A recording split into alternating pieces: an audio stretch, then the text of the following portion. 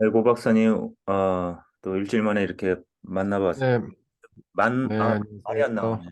만나, 말이 안 나옵니다. 왜 그래, 오늘은, 한국?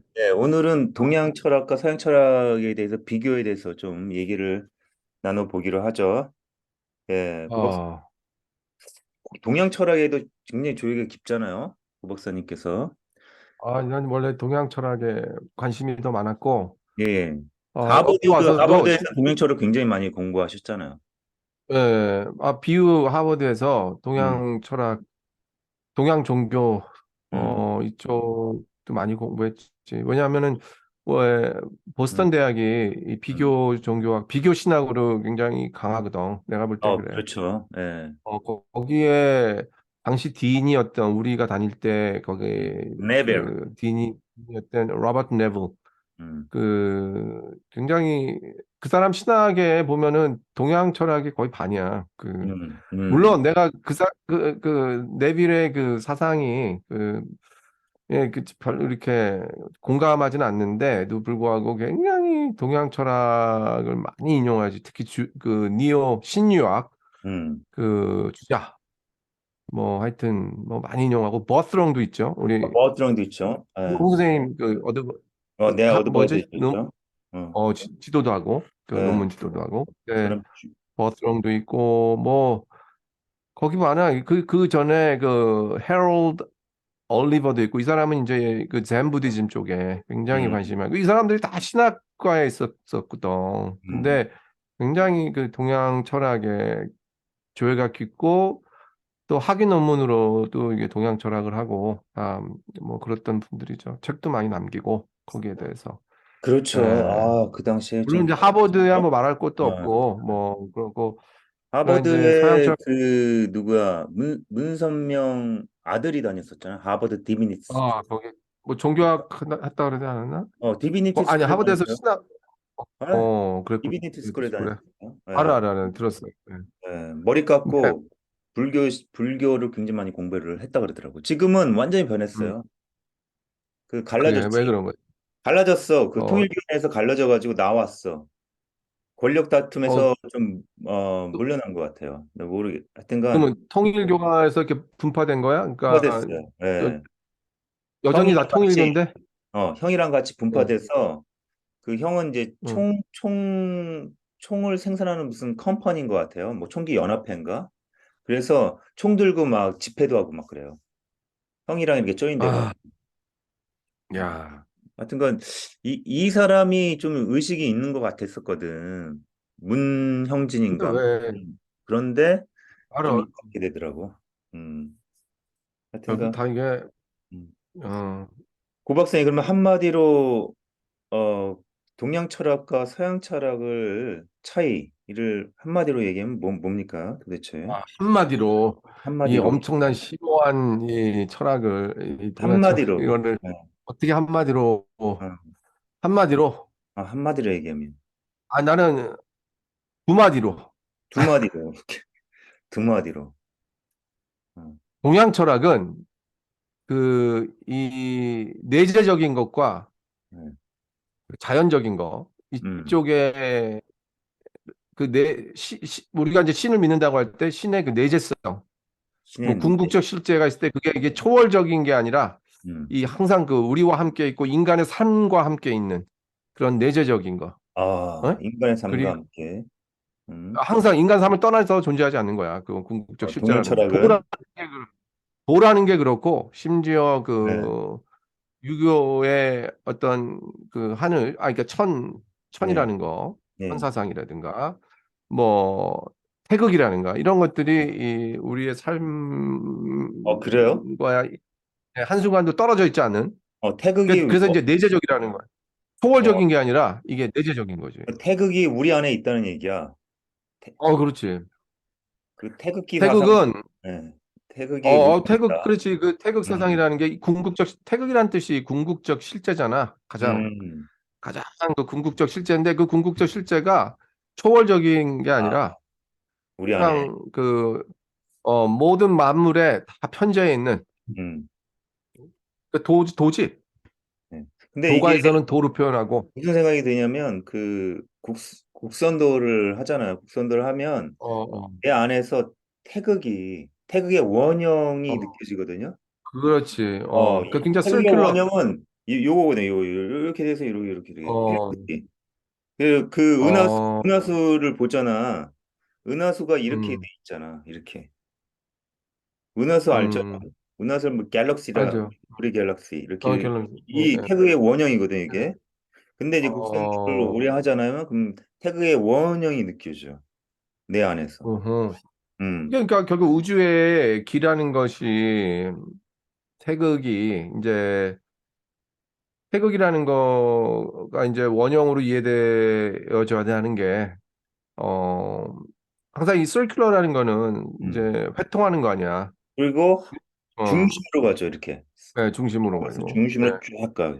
음. 안에서 밖으로, 밖에서 어, 안으로. 네. 네.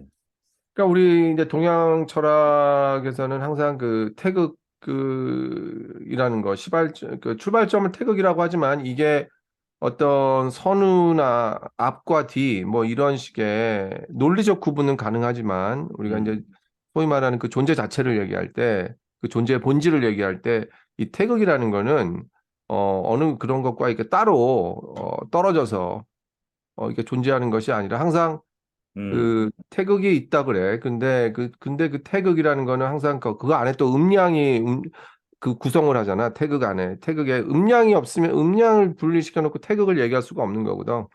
이거는 완전히 어떻게 보면은 비어 있는 그 아주 empty circle이라고 할까? 근데 이 태극이 그야말로 이제 운일을 할 때, 작동을 할 때, 태극이 일을 할 때, 음량이 거기에서 이제 서로 상호작용을 하면서 그러면서 모든 곳에 이렇게 음량이라는 거. 우리가 음량이라는 걸 항상 우리 일상생활에서도 많이 쓰잖아. 뭐 그렇죠. 음과 양의 조화 얘기하고 뭐 이러는데 여자가 그러니까 남자가 있고, 예, 음과 양을 얘기할 때 태극을 떠나서 존재하는 게 아니고 음, 또 태극을 얘기할 때 음과 양을 떠나서 존재하는 게 아니고 뭐 이제 그런 식이죠. 그래서 그러나, 이제 서양 철학, 동양철학 얘기할 때는 그 항상 그 내재적인 측면, 대제적인 그 측면, 초월적인 게 아니라 어떤 우리가 뭐 우리가 과거 전통에서 신을 이해할 때나 어떤 궁극적인 실제를 이야기할 때 이게 뭐 transcendence라는 이런 초월적인 측면보다는 어떤 immanence라는 그 내재적인 측면 이런 내재적인 것들이 측면. 강조가 되고 동시에 항상 그러다 보니까 이 naturalization, 이 자연 어, 이 항상 그 자연적인 그런 세계가 하나의 그 철학적인 대상이 되고, 음, 이러면서, 그렇다고 해서 이 자연이라는 거가 결국은 뭐, 하나의 무슨 뭐 자연적인 이런 세계만이 아니라, 내가 볼 때 이 자연을 동양 철학에서 그렇게 강조했던 이유가 유기체적인 사고 때문에 그래요. 음, 왜냐하면 이 자연이라는 게 유기체의 모델이거든. 그 모델이 음. 된다고. 우리 이 생물, 모든 자연의 세계가 보면은 다 상호작용을 하거든. 조화롭게. 네, 그 서로 이제 유기적인 그런 관계인데, 근데 이제 인간들의 결국은 욕심이라든가 그 인위적인 그런 행위들이 문명 사회로 이제 발전을 하면서 이제 파괴시키잖아. 음, 결국은 그거는 이제 유기체의 조화가 이제 무너지는 거죠.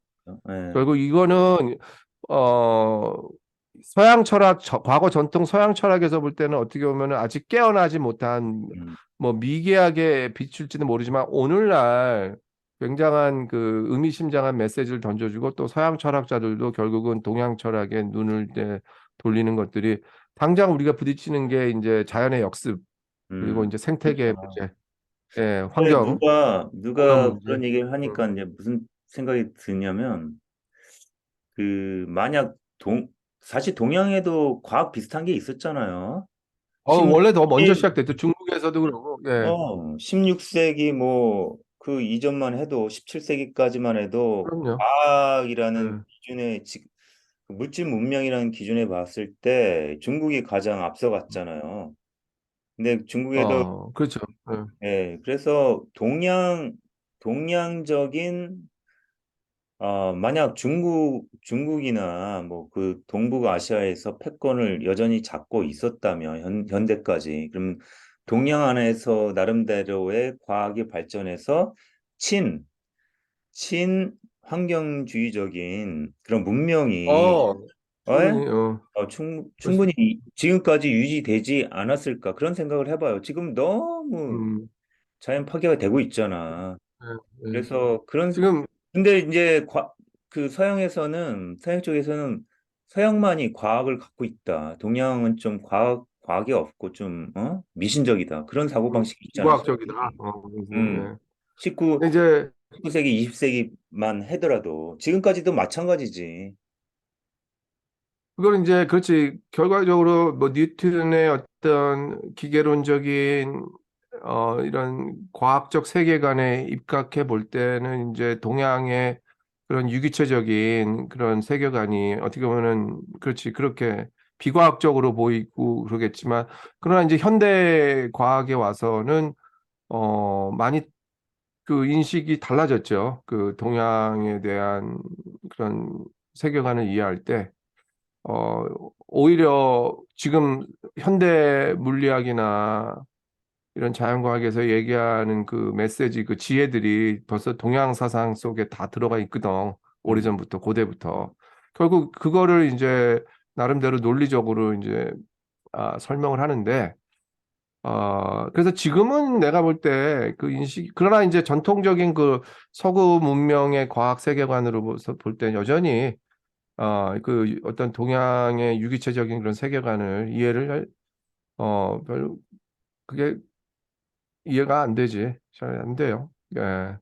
그런데 결국 그러다 보니까 이 환경 문제에 부딪히면서 뭐, 근데 결국 지금 보면은 일본의 원전 오염수 문제도 이게 어떤 자연의 역습이라고 볼 수도 있는데 인간들의 어떤 끊임없는 그뭐 그, 그 어떤 그 어떤 문명 발전의 최극단 아니야. 이 어떤 원자력 발전과 이런 것들이.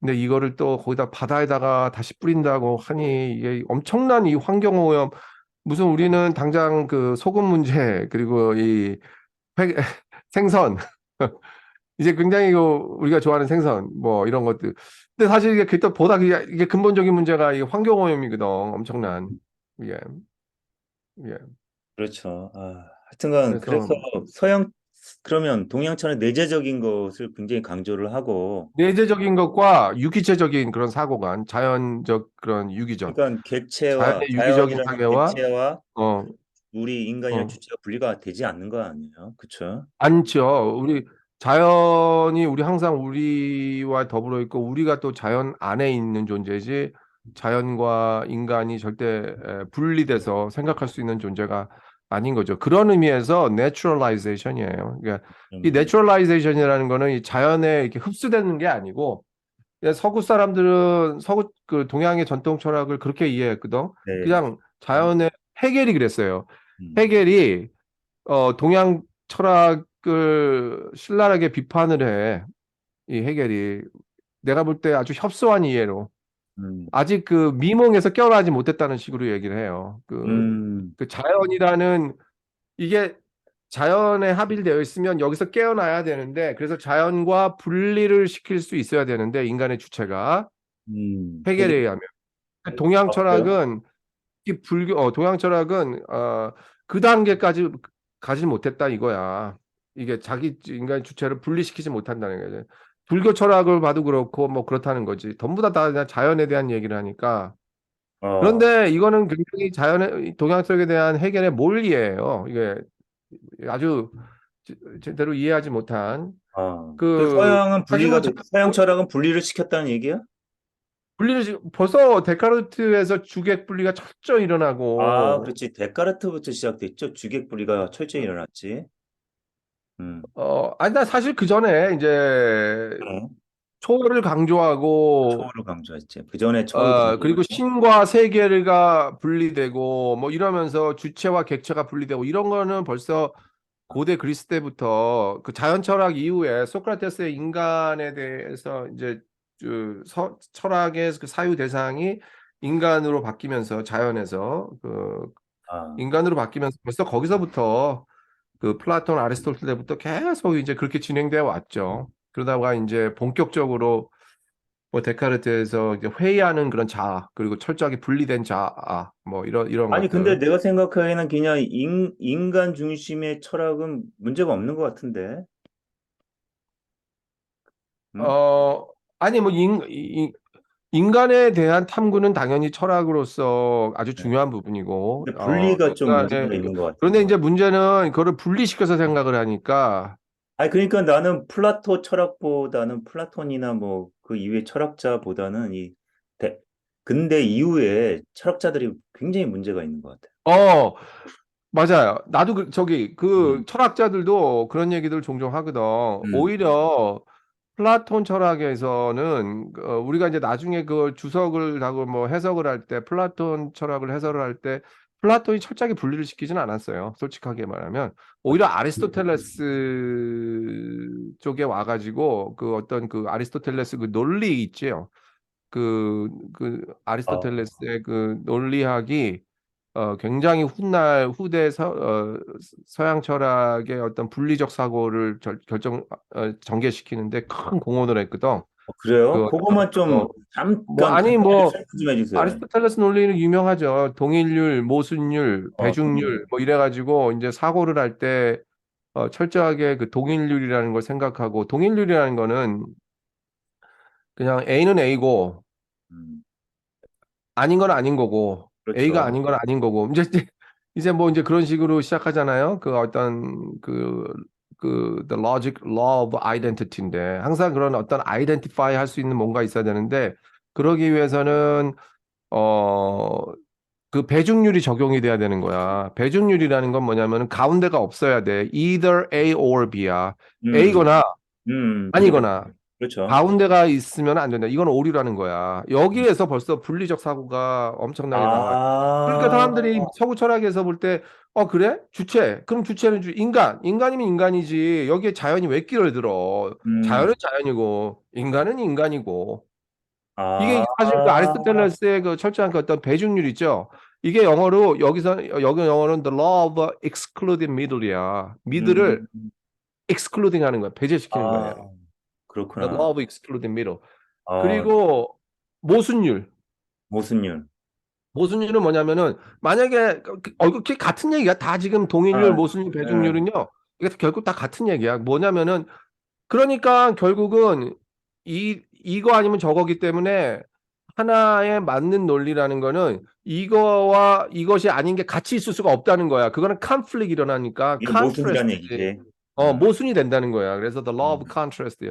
아, 너, 이러다 아, 보니까 결국 데카르트도 지금 이 논리를 사용해가지고 철저하게 어, 회의하는 자하면서 뭐 나가고 자꾸 그런 거야. 이게 그렇군. 굉장히 아리스토텔레스 당시에 아주 아, 이렇게 정립된 논리학이 이전에 없었거든. 이제 근데 그러면 그 화이트 헤드가 얘기한 그 서양 철학은 플라톤의 풋노트다. 이런 그렇죠. 얘기와 아리스토텔레스의 뭐 배중률 모순율 그거랑은 무슨 관계가 있는 거야? 아리스토텔레스 철학이 중심이었던 거예요. 플라톤 철학이 중심이었던 거야. 서양 철학은 한마디로 얘기하면 맨날 한마디로 얘기하면 한마디로 얘기하면 플라톤, 아리스토텔레스 철학이 중심이었지. 아 내가 근데 볼 땐 플라톤은 뭐냐면 논리에 있어서는 아리스토텔레스가 중심이었고 형이상학에 있어서는 아 플라톤이 중심이었어. 플라톤. 와, 이제야 이제 이해가 예, 되네. 왜냐하면 이게 플라톤을 음, 무시할 수 없는 게 왜 화이트헤드는 어떻게 보면은 과정과 실제나 이 사람의 과정 철학이라는 거는 어찌됐든 형이상학 체계 이 사람이 이제 관심 갖는 게 전통 서구 전통 형이상학에 대한 도전이에요. 또 다른 형이상학을 갖고 와가지고 음. 화이트헤드. 그러면 근데 이제 화이트헤드 형이 그러니까 서양 철학이 그 플라톤의 형이 상화이고, 그 다음에 논리적으로는 아리스토의 논리화. 음, 요거잖아요. 그걸 예, 예, 간단히 예. 왜 그러니까 플라톤의 형이 상학이 주된 거야? 서양 철학이 플라톤의 형이상학이라는 게 이제 그 우리 한국에서 말하는 그 이데아 개념 있잖아. 이데아 그 개념. 아이디어라는 그 어떤 이데아라는 그걸 어떤 실제로 이해하면서 결국은 그 우리의 현실 세계는 하나의 그 동굴 속에 비치는 음. 그 이전에 이제 그죠? 그 소크라테스의 제자 아니겠어요, 플라톤이. 그런데 엄밀히 그 교의 영향을 받아서 결국 현실 세계와 어떤 그 이데아 세계, 그렇죠? 그 어떤 그런 참된 실제관의 현실은 참된 실제 세계에 대한 실제의 그 모사거든, 하나의. 그냥 투영되는 거지. 그 아이디어가, 그러니까 그 이데아 참 실제 세계가 현실 그렇죠. 세계는 아닌 거거든. 결국 이러다 보니까 그 현실과 그 현상과 실제계를 이렇게 분리시키는 네. 이런 현상, 어떻게 이런 게. 보면 기독교적인 사고방식도 그렇죠. 있죠. 플라톤의 그 기독교 영향은 말할 수가 없는 거죠. 사실은 내가 볼 때 기독교 철학, 기독교 신학이야말로 플라톤 철학의 이게 주석인데, 그러니까 아니, 간단히 얘기하면 죽어서 천국 간다는 개념도 그런 거 영향을 사실상 그렇죠. 받죠. 왜냐면은 사도 바울도 그런 얘기를 했죠. 좀 그리스 철학에 대한 그런 영향을. 사실 오늘날 갖고 있는 많은 기독교인들의 사고가 알고 보면 그 신약 성서 자체라기보다는 그 신약 성서 배경에 깔려 있는 그 웨스터나이즈 된 그러는 거 있죠. 음, 결국은 이제 플라톤의 영향인데, 그리스 철학의 영향, 그 실제계와 현상계를 나누고, 그렇잖아요. 그런 음, 어떤 그런 개념들, 그러면서 철저하게 어떤 그 실제를 이제 탐구해 가면서 그 일자 세계에 대한 그 갈망, 네. 일자와 다자 문제거든. 사실 일자와 다자 문제가 끊임없이 그 이전에 그 파르메니데스부터 해가지고, 사실 이전부터 가죠.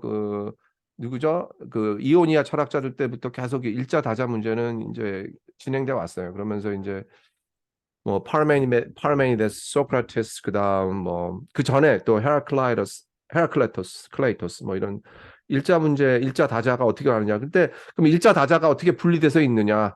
음, 그러면 그 일자와 다자를 또한 연결시켜 주는 게 뭐냐? 결국 맨날 이런 음, 대화를 하거든. 일자는 참된 실제인데 이게 다자 아주 그냥 다양하게 이제 반영이 되는 거지. 다양성 속에서. 가자가 인간의 세계라는 얘기죠. 결국은 그렇죠. 보이는 세계.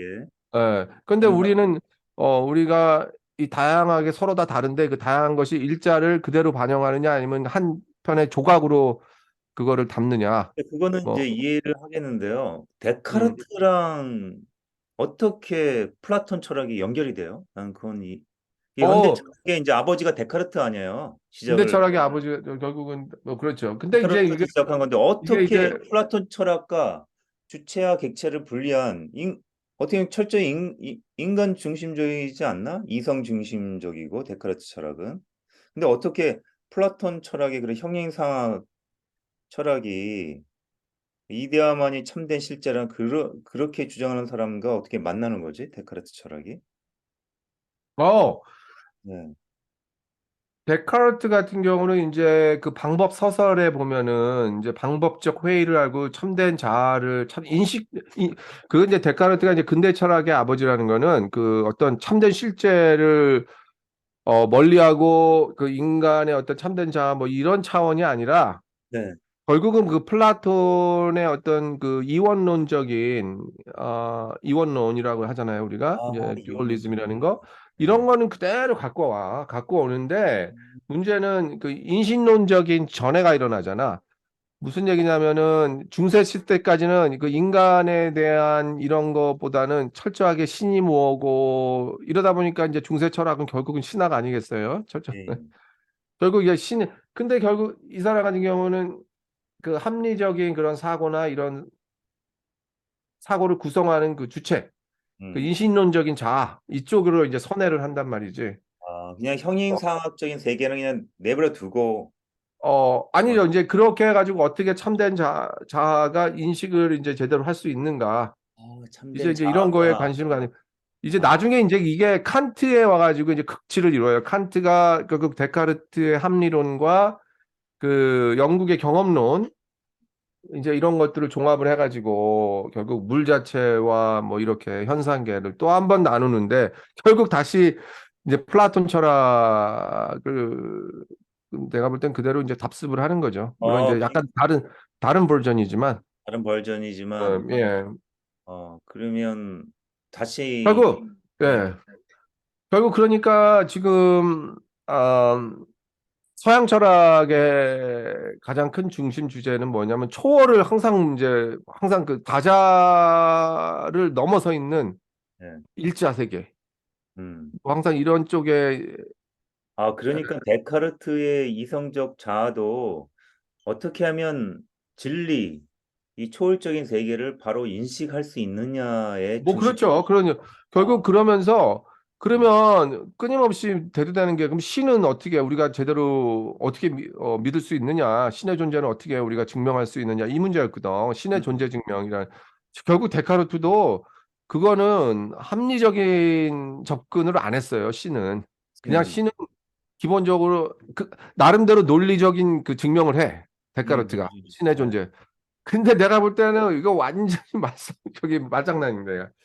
너무 웃기더라고요. 이 데카르트 결국은 자기도 막히다 보니까 아, 결국 우리가 이제 합리적인 사고를 하기 위해서는 신의 존재가 필요하다는 거야.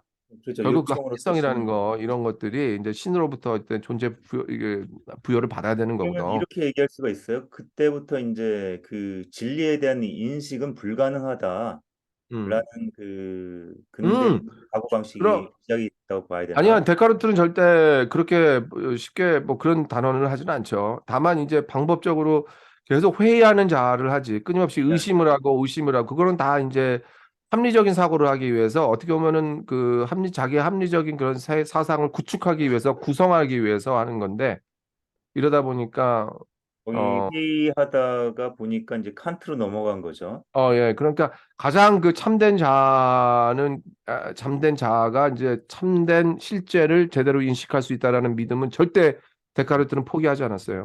그러나 이제 칸트에서는 그걸 포기한다는 얘기죠. 칸트는 그 인식론적인 한계를 걷지, 선을 걷지. 그 와, 참된 자아를 끝까지 찾아봐도 음, 거기에 그 자아라는 거 음, 절대 그 한계점이 있을 수밖에 없다. 시 공간에 매여 있는 자아일 뿐이다. 이러기 음. 때문에 물 자체라는 거는 우리의 인식으로서는 우리가 의식으로서는 인식할 수가 없는 그러니까 어, 물 자체는 여기서 보면 뭐 형이상학적인 그 참된 음. 실제적인 세계, 그 플라톤이 말하는 그 이데아적인 세계와 연결된다는 얘기죠. 그렇죠. 그거야. 예, 그거예요. 같은 거예요. 내가 볼 때. 음. 어. 결국 그래서 아까 지금 동양 서양 철학 네, 비교하다가 했는데 서양 철학은 그 초호를 강조해 왔고, 최초로 예, 이데아. 우리 동양 철학은 내재를 강조했잖아. 아까 이머넌스. 여기는 이제 초월, 트랜센던스를 강조해 왔고, 동시에 아주 재밌는 게 그 rationalization 이게 동양의 아까 그 자연의 초점을 두었다는 naturalization과 대비되는 개념으로 이 서양 철학에서는 이 rationalization을 굉장히 강조해요. 합리성 추구라는 거. 그렇잖아. 지금 합리성. 우리가 얘기하는 게 그러니까 아주 패러독스하지 않아요? 이게 그 물 자체라는 거, 뭐 아이디어라는 거, 이데아라는 거, 신이라는 거 이게 지금 합리적 접근이 안 되는 건데 그렇죠. 없이 이게 모순이네. 그냥 모순이야. 근데 아주 어, 재밌어. 이게 보면은 내가 볼 땐 여기에 문명사적인 영향을 무시를 못해요. 서양에서 그 문명사적으로 볼 때 그 문명의 합리성, 잠깐만, 잠깐만. 합리성이 발달됐죠. 서양 철학이. 그렇지. 사고가, 논리학이나 이런 서양 것들. 사고가 합리성이. 근데 그런데 초월성을 효율적인 그 실제를 알기 위해서 합리성이 발달됐다는 얘기예요? 결국 그 우리가 그 이성이라는 것도 이 음. 철학과 신학사를 볼 때 끊임없이 논리 이성이라는 게 신을 증명하기 위해서 그 신을 이해하기 위해서 그래서 계속 그 초월적인 걸 전제로 하고서 아, 접근을 한단 말이야. 그런데 끊임없이 한계에 부딪히는 거지 이게 그러니까 이러다 보니까 끊임없이 합리화 작용을 예, 하고. 이러다 보니까 나중에 이거 결국 우리 이게 뭐 한계가 있다 뭐 이런 식의 얘기도 하고 뭐 이러면서 나가는데 내가 볼 땐 기본적으로 왜 이 두 개 상충되는 캐리고리가 합리성과 소위 음, 말하는 초월성 이런 음, 것들이 이게 계속 같이 공존해 오면서 발전을 않는가 이 서양 문명에서 서양 사상사에서 이걸 볼 때 히랍 철학과 히브리 철학의 영향이 굉장히 크다고 봐요. 서양은. 그래요. 그 히랍 문명, 소위 말하는 그리스 문명 있잖아요. 그리스 철학, 철학은 그리스 철학.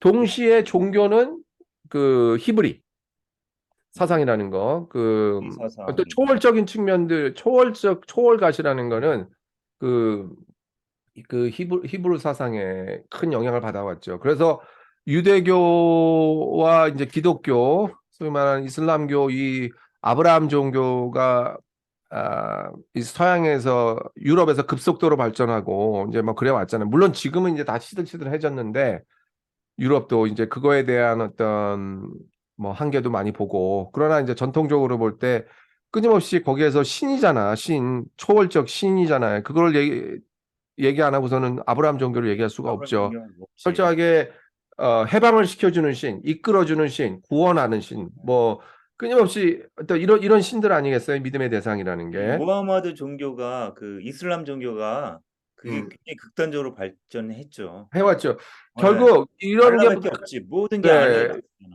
이니셜라. 여- 이 서양 문명의 어떤 그런 토양에서 보면은 그래. 그러니까 이거와 동시에 그 히랍 사상, 그러니까 그리스 사상, 그릭 사상이라는 거 이런 것들이 같이 만나면서 원래 그릭 사상에서도 보면은 그 초월적인 어떤 실제라는 게 아주 큰 이슈였잖아요. 그 계속 끊임없이. 모든 게 신이었죠. 그런데 그렇지. 그러니까 결국 그 여기 그게 결국은 이제 그러니까 아브라함 히랍은 그래도 종교의 인본주의적인 관점이 많잖아요. 그 많죠. 예. 신본주의적인 그런 초월적인 사상과 이게 만나네.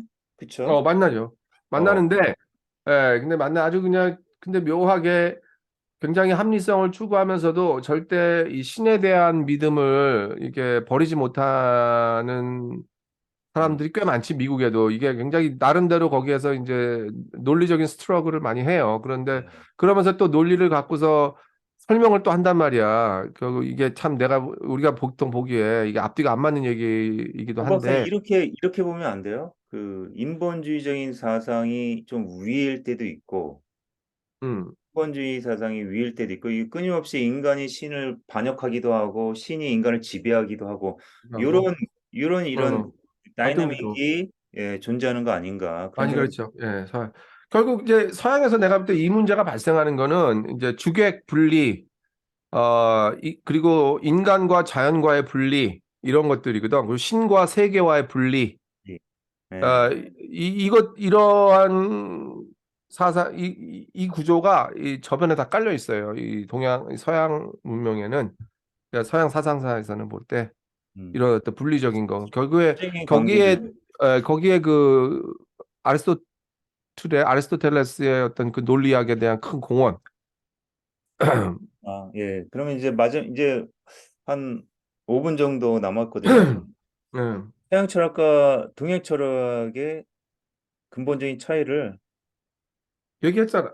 예, 단순하게 지금까지 얘기한 거 아니야? 얘기하면 예, 근본적인 차이를 딱 다시 말해서 한마디로 말하면, 화대로 얘기하시고 이제 끝나기로 하죠. 예. 다시 얘기. 정리하자면 이제 동양 철학에서는 이 가장 이렇게 단어로 얘기하자면 내재성과 그 자연에 대한 음, 강조, 그 강조 자연성, 얘기. 음, naturalization과 immanence, 뭐 음. divine immanence라고 하겠어요. 동양이 절대 신을 안 믿는 아니 이런 아니죠. 문화가 아니라고. 끊임없이 신의 개념도 동양에서는 계속 있어 왔는데 이게 서구와 달리 초월적이지가 않고 항상 이제 이게 내재성에 대한 내재적인 신이거든. 그러니까 결국 이제 이게 뭐 불교에서는 뭐 붓다 개념으로도 표현이 되고 뭐 이렇게 하잖아.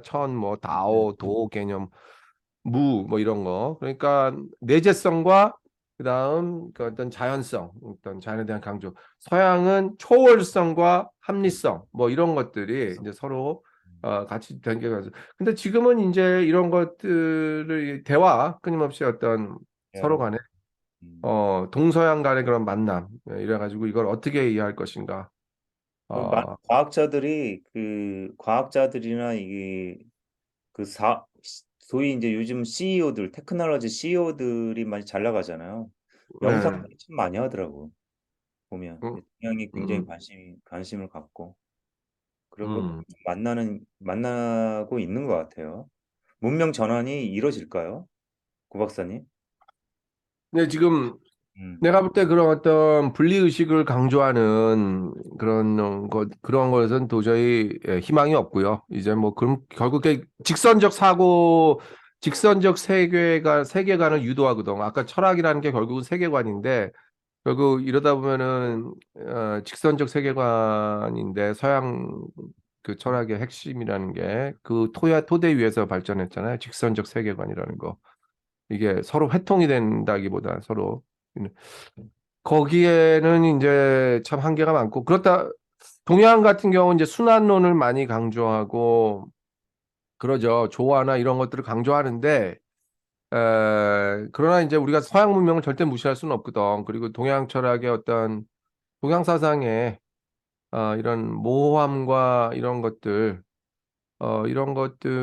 많이 이제 서양 철학의 어떤 으로서 이게 보충을 할 수 있는. 그러니까 내가 볼 때 논리적 그런 분석력 이런 것들은 여전히 이게 더 서양에서 아주 발달이 많이 되어 왔고 크게 되어 왔고 굉장히 중요한 부분이에요. 우리가 그런 어떤 합리적인 접근을 하지 못하면 우리 비판적 사고도 또 키울 간단히 수가 없지. 얘기하면 물질 문명이 엄청나게 발전했잖아요. 아, 그건 그렇죠. 근데 너무 지금은 너무 지나치게 이제 가다 보니까 결국 이제 환경의 역습을 이제 받기 시작하는데 내가 볼 때 어느 정도 거기에는 동양의 지혜를 동양 음, 전통의 네. 그런 지혜를 보충할 필요가 있고 우리 한국은 아니 저기 동양은 또 서양의 어떤 뭐 그런 것들 뭐 어떤 합리적 그런 수성 추구라 이런 것들을 네. 어떤 조화를 위해서 뭐 우리가 계속 그 뭐 조화를 얘기하지만 한국 저기 보면은 이게 동양 사회를 보면 뭐 그런가 끊임없이 또뭐 나름대로 문제를 안고 있잖아요. 정치인도 그런 괴물 같은 사람도 다 지금 나타나가지고 지금 뭐 그러잖아. 이게 다 조화를 네. 파괴시키는 주범들이거든. 네, 이게 그렇죠. 소통을 파괴시키고 이게 이런 사람들한테 굉장히 나는 그 어떤 합리적인 사고나 이런 것들 너무 부족해. 지금 지들 나온 대로 좀 예. 바라기는 좀 인류 전체적으로 의식이 좀 각성이 되면 좋겠어요. 그렇지. 좀 의식학생. 진보가 전반적인 예. 진보가 아직까지도 원시인적인 사고 방식에 그렇지. 그런 여전히 생각이 많은 것 같아요. 많아요. 윤모시기 포함해가지고 한모시기를 포함해가지고 예, 예, 예, 예. 너무 원시적인 아직도 동굴 속에 있어요. 동굴 속에 gat혀서 그림자밖에 못 그러게, 보는. 아직도 그런 예, 허상을 음, 알겠습니다. 예, 네, 의리 네, 전환을 위해서 우리 철학 시간 마치겠습니다.